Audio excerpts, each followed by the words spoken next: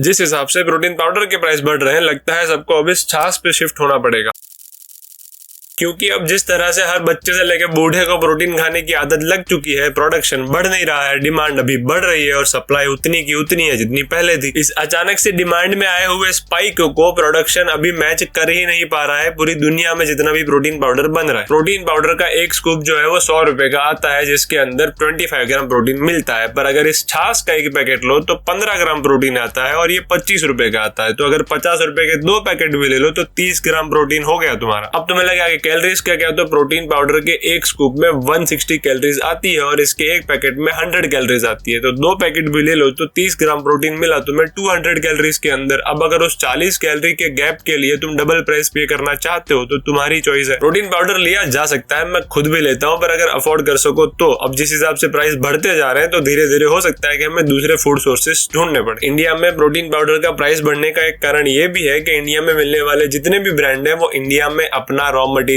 नहीं बनाते हैं, सबका रॉ मटेरियल दूसरे देशों से आता है। अब इंपोर्ट ड्यूटीज तो पहले से ही थी, प्रोडक्शन जब फुलफिल नहीं कर पा रहा है जितनी डिमांड बढ़ रही है तो प्रोटीन पाउडर महंगा हो रहा है।